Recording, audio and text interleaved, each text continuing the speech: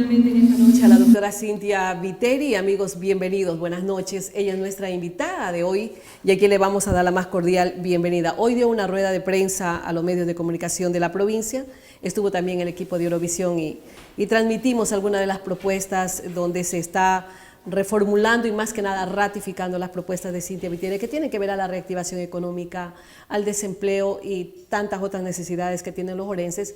Y entiendo que esta agenda usted la construyó justamente por ese contacto, no solamente en otras oportunidades cuando ha sido candidata a la presidencia, sino en todo este tiempo dentro de la Asamblea Nacional en representación de los ecuatorianos. Su propuesta es bajar impuestos, usted ha dicho, para reactivar la economía e incrementar subsidios para los más pobres. Como uno de los casos que nos llamó la atención, que usted se reunió, si no me equivoco, en Manabí, es con un sector muy importante y les propuso bajar la energía eléctrica a aquellos que consumen, si no me equivoco, es 130 kilovatios. ¿Es posible hacerlo? Doctora, bienvenida, buenas noches. Janet, muchísimas gracias, sobre todo por la apertura, la ecuanimidad que tiene el medio. Totalmente posible. Y les digo por qué. Tú pagas las hidroeléctricas, usted paga las hidroeléctricas, tú también pagas las hidroeléctricas. ¿No se supone que era para tener energía más barata? ¿Por qué sí se la vendemos más barata a Colombia y a los ecuatorianos no encuentran ninguna ventaja en ello? Mi propuesta es a 1 millón de hogares en el campo o en la ciudad que consuman hasta 130 kilovatios hora aquí en la costa o hasta 110 kilovatios hora en la sierra. No les voy a cobrar la luz, no les voy a cobrar la tarifa eléctrica. Y eso, Janet, significa dentro del presupuesto entre 50 y 250 millones en el momento de mayor impacto. Es más o menos el 0,8% del presupuesto.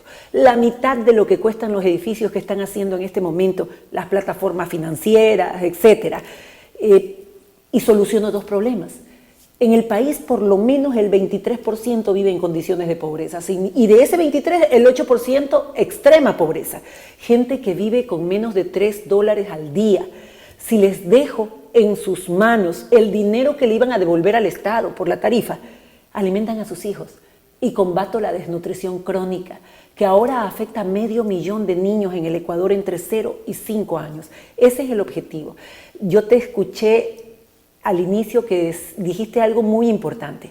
Lo que yo hice en la asamblea, la lucha para que no le quitaran, por ejemplo, el 40% a los jubilados, para que no le quitaran la cesantía a los maestros, para que no le quitaran a los trabajadores parte de sus utilidades, son los antecedentes, es la coherencia entre lo que se dice y lo que se hace. Como presidenta voy a restituir esos derechos. Si lo hice como legisladora dentro de la asamblea y en la calle, como presidenta de esta nación los voy a restituir. Lo que tiene que ver a la energía eléctrica, usted habló de justamente eso, ¿no? Al sector campesino, si no me equivoco. También se ha hablado de que la ley de plusvalías no va más si llega Cynthia Viteri y así una serie de impuestos que se piensan bajar. Pero ¿es posible hacerlo? Le pregunto, doctora, cuando hay analistas económicos en este país que han considerado que aquel gobernante que llegue después de estas elecciones va a encontrar con un problema de liquidez terrible al Estado ecuatoriano. Tanto es posible, Janet, que justamente son los impuestos, más de 20 reformas tributarias durante el gobierno que se encuentra en funciones, que hizo que la gente empezara a perder sus empleos, porque es lógico, cuando subes los costos de producción, las cosas están caras, la gente no te compra y las empresas despiden personal. La fórmula contraria al socialismo del siglo XXI es una fórmula que da resultados, que no es novedosa, que es algo que ya se practica en muchísimos países donde la reactivación económica es notoria. Si yo bajo el costo de producción, bajando impuestos, bajando el costo de la energía eléctrica y evitando el acoso de las instituciones del Estado a la empresa privada como el Ministerio de Turismo, el Ministerio de Ambiente, el SRI, entonces voy a lograr que las cosas estén más baratas. Cuando una empresa, pequeño, mediano negocio, vende las cosas más baratas, la gente le compra. El negocio crece y contrata y yo voy a subir los salarios en este país. Como mujer y madre sé perfectamente que lo que gana un trabajador como salario básico no alcanza y me refiero al sector privado. Doctora Cynthia, ¿tiene cuantificado cuánto será el financiamiento adicional para poder cumplir todas sus promesas de campaña? Totalmente. Cada propuesta que yo hago que cumple dos objetivos, que es mejorarle la vida a la gente y además lograr que recuperen el empleo que perdieron sin importar la edad, está previamente estudiada por nuestro equipo técnico. Te pongo un breve ejemplo. 117 millones se gastan al año solamente en alquileres de edificios, en locales, en parqueaderos. 92 millones en viajes, en viáticos, en comitivas fuera del país. Todos esos son gastos que cuantificados, por lo menos en primera instancia, yo tengo una reducción de 707 millones en gastos superfluos, Janet. Y adicionalmente, por lo menos 5.000 millones del presupuesto general del Estado en gastos de inversión lo puedo pasar directamente al sector privado, en alianzas público-privadas, en concesiones, en una alianza con el sector privado y el sector público por el empleo. Solamente ahí yo tengo libre 5.700 millones. El plan que yo te estoy diciendo, las guarderías, por ejemplo, las guarderías a nivel nacional, tanto en capacitación como en sueldos, son 240 millones el último año y 100 la adecuación de las casas de las mujeres en los barrios más pobres que decidan que le amplíe su casa para poner la guardería. Eso, ¿a cuántas personas beneficio? Primero, a 50.000 mujeres del mismo barrio, madres solteras, amas de casa, que van a trabajar en su sector cuidando a niños, 200.000 niños. Combato la desnutrición crónica, protejo a mis niños y le doy empleo a las amas de casa y a las madres solteras. En su propuesta a la agricultura, el mismo gobierno nacional ha reconocido que está en deuda con este sector tan importante. Usted hizo una propuesta muy interesante de empleo y de condonación de intereses a los campesinos. Le preguntamos, ¿es posible hacer esto, doctora, sin que se descapitalice Ban Ecuador? Bien tu antecedente. Este gobierno confía. Recordando lo que pasó Así es. en experiencias anteriores donde los más sabidos se valieron de esta condonación y no realmente los que necesitaban. Todo se hace de manera técnica. Cuando yo hablo de suspender en mayo los juicios coactivos del pequeño y mediano agricultor, de rehabilitarlo para que pueda tener crédito, de darle semillas de calidad, insumos de calidad, la política de comercialización que no lo quiebre. ¿A quién se le ocurre como presidente de esta nación importar, por ejemplo, maíz cuando la cosecha recién sale? Eso te quiebra. El precio de sustentación debe ser fijado y respetado. Aquí al agricultor le cuesta más producir que lo que le pagan por su producto. Cuando te digo que voy a condonar las deudas del pequeño y mediano agricultor, me refiero a los que deben hasta $5.000, tanto interés como capital. Pero los que deben de 5.000 a 20.000, no les voy a cobrar los gastos administrativos, judiciales ni intereses. El capital lo extiendo a 20 años plazo con un interés acorde a la inflación y los rehabilito para poder sembrar. Y tiene una lógica. No hay petróleo, está hipotecado. No hay oro, está empeñado. Le metieron la mano a los fondos de los municipios. En el Banco Central, municipios, prefectura, juntas parroquiales, la mano al dinero de los depositantes de la banca, que también se encontraban en el Banco Central. Le metieron la mano al IES, le metieron la mano también a los maestros, a los trabajadores. ¿Qué te quedó? ¿Qué no te pudieron arranchar? La tierra es tuya. Y tengo un ejército de agricultores, ganaderos, pescadores artesanales que solamente dándole las herramientas necesarias van a reactivar la economía de este país y se convertirán en el pilar de la producción y de la reactivación económica. ¿Cómo va a ser su relación con Estados Unidos? ¿Seremos amigos o contradictorios? Mira, yo respeto... Recordando que es nuestro principal aliado comercial. Exactamente. Y si estamos hablando de agricultura, son mercados para nuestros productos. Es nuestro principal aliado comercial. Respeto la decisión de todo pueblo soberano de elegir a sus mandatarios. Mi problema será poderles vender a ellos y llegar a tratados de comercio que beneficien al Ecuador protegiendo lo nuestro. Y también con Asia. Aquí hay que ir sin miedo, y te digo porque ya estamos invadidos de productos chinos. Las camisetas, los televisores, etcétera, se venden en nuestro país, pero nosotros no les vendemos prácticamente nada a China. Un mercado de 1.300 millones de habitantes. Y que no le vendamos nada. Que le vendamos un banano a cada uno por día. Reactivaríamos el sector, por supuesto, el sector agrícola, pero en gran medida. Por eso es que te digo, sin miedo, protegiendo lo nuestro. con Estados Unidos. Allá también viven 2 millones de hermanos nuestros. Yo estaré personalmente protegiéndolos de cualquier atentado que pueda haber contra sus derechos y mantendré buenas relaciones con Estados Unidos porque, como tú bien dijiste, es nuestro principal aliado comercial y nuestros migrantes acá sostienen la economía en gran medida con las remesas. Los ecuatorianos están muy preocupados por los actos de corrupción generados y como que definitivamente no quieren más. Así es. Seguir viviendo lo que se ha vivido en estos últimos meses.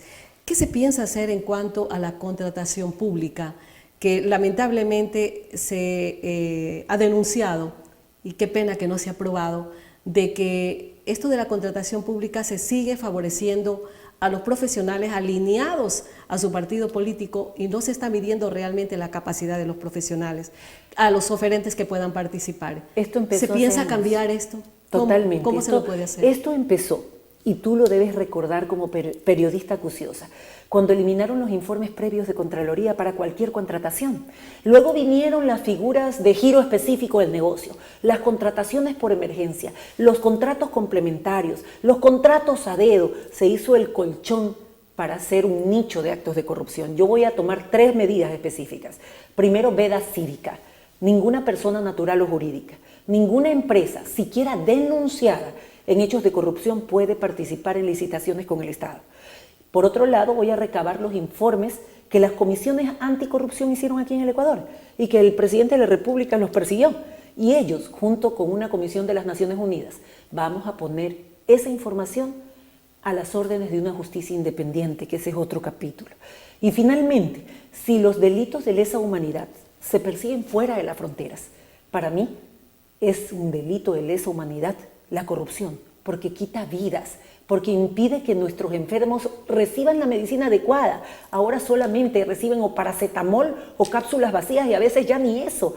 Postergan su cita 3 meses, 6 meses o 1 año, como que si fueran robots. La desesperación de una mujer, y lo conoces tú y lo conozco yo porque somos mujeres, que lleva a su hijo con fiebre, con dolores inexplicables y que no les hagan exámenes, que te den paracetamol y que te digan que le pongan un pañito en la cabeza.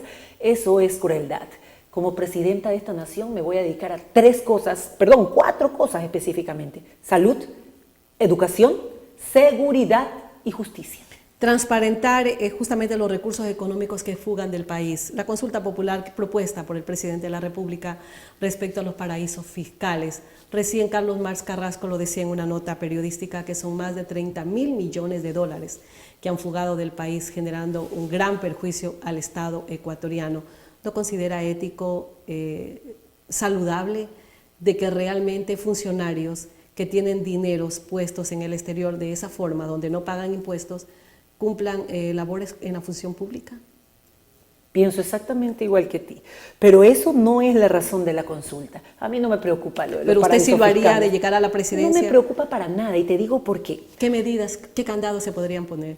Es que porque es nada... inadmisible que salga el dinero sin pagar impuestos y que no se pueda justificar esos recursos en paraísos fiscales, que pueden ser dinero de los ecuatorianos, de la función pública, del lavado, del narcotráfico. Todo eso es posible. Todo eso es posible. Todo eso es posible. En lo personal, ningún ¿Qué problema. medidas Ningún problema con el tema de los paraísos fiscales. Pero te voy a hacer otro razonamiento. ¿No pusieron un impuesto a la salida de capitales también para que no fugue el dinero? ¿Esto qué quiere decir? Quiere decir que no es por obligación ni por imposiciones que los recursos se quedan en Ecuador. Es porque en Ecuador no se confía por el cambio de reglas inmediatas. Mencionaste hace poco el impuesto a la plusvalía, subido del 10 al 75%. Y también incluyeron a todo el sector agrícola, a las tierras rurales. Eso no lo sabe todavía el campesino. No sabe que le va a tener que regalar al Estado. No importa si es seccional, no importa si es central. El 75% de lo que este gobierno considera ganancias extraordinarias. Esas son las reglas que se cambian a cada momento. Por eso no viene la inversión, por eso fugan los capitales. No hay la seguridad jurídica para invertir en el Ecuador. No hay ninguna seguridad jurídica. Se va el dinero a Colombia, se va el dinero a Perú, ya no solamente en grandes capitales, sino que el padre, la madre buscan con toda razón que su dinero le alcance y también van a comprar productos en Colombia y en Perú. ¿Cómo se soluciona eso? Haciendo que en Ecuador hayan productos más baratos. Baja los impuestos, baja el costo de la energía eléctrica, baja la tramitología, abarata los servicios, los bienes que vendes a los ecuatorianos y verás cómo se compran aquí, cómo se genera empleo, cómo crecen los pequeños y grandes negocios y los medianos negocios también. 52% de las mujeres dice que somos parte del padrón electoral. Sí. ¿Ha convencido ya a las féminas que voten por Cynthia Viteri? Mira, yo creo en la mujer ecuatoriana profundamente y cada vez que puedo hablar con una me identifico en tal medida que parece que hubiera una conexión inmediata. ¿Por qué? Porque yo sé lo que pasan. Yo fui también una madre que crió sola a sus 3 primeros hijos. Fui también una madre adolescente que a los 16 años esperaba su primera bebé. También fui excluida, no solo de la sociedad, sino de la educación. Y también con muchísimos prejuicios y la imposibilidad de tener un empleo seguro. También fui despedida. También hacía varias cosas al mismo tiempo. También fui subempleada. Es por eso que solamente al mirarnos nos comprendemos. Y es por eso que yo me voy a dedicar a mejorar sus vidas en todo sentido. Voy a volver a las escuelitas del campo. Janet, nuestros niños no pueden seguir caminando al filo de la carretera mientras el presidente tiene 2 aviones fuera. No lo entiendo. No entiendo que un ministro tenga 100 asesores mientras hay una sola profesora para 3 grados. No lo voy a entender nunca. No voy a entender cómo este gobierno le hace casas a Cuba y nuestros niños damnificados por el terremoto en Manabí siguen en carpas. Que pienso como mujer, por supuesto, que pienso como madre, por supuesto. Este país es mi hogar y los que viven aquí son mi familia. Así vemos las mujeres las cosas. Muchísimas gracias a la doctora Cynthia Gracias Viteri, a ti, Jan. candidata a la presidencia de la República por el Partido Social Cristiano, aquí con nosotros en Eurovisión. Vamos a la pausa, amigos, y enseguida con más noticias.